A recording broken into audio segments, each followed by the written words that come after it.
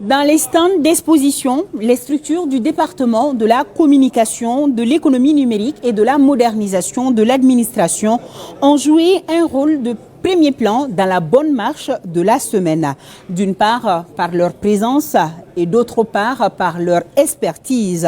Awama Kamara a approché quelques-unes de ces structures. Suivons ensemble. Cet événement a été préparé par le département de la communication, avec bien sûr toutes les structures du département qui étaient impliquées dans l'organisation, y compris bien évidemment l'ORTM, qui a géré une grande partie de la communication. Vous avez vu la cérémonie d'ouverture, elle était en direct sur tous nos médias, sur ORTM 1, ORTM 2, sur la chaîne 2, sur nos plateformes digitales et sur la radio nationale. Donc c'est pour vous dire qu'au cours de cette deuxième édition du Salon du numérique, vraiment nous avons eu une participation assez intense avec un journal spécial du Salon qui était proposé aux téléspectateurs tous les soirs dans le journal de 20h, bien animé.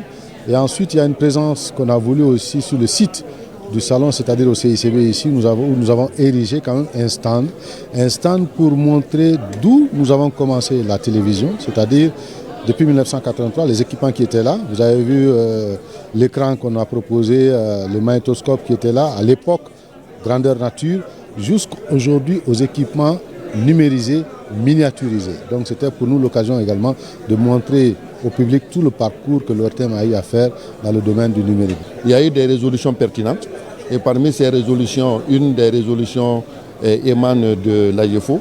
C'est faire en sorte que les populations des zones frontalières du Niger, du Mali et du Burkina puissent téléphoner dans une logique qu'on appelle le free roaming.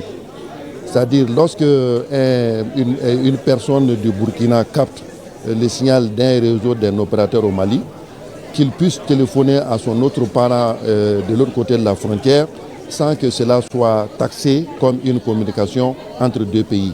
Il y a eu beaucoup d'activités, notamment le panel de haut niveau ministériel qui a été très bien animé, très bien organisé.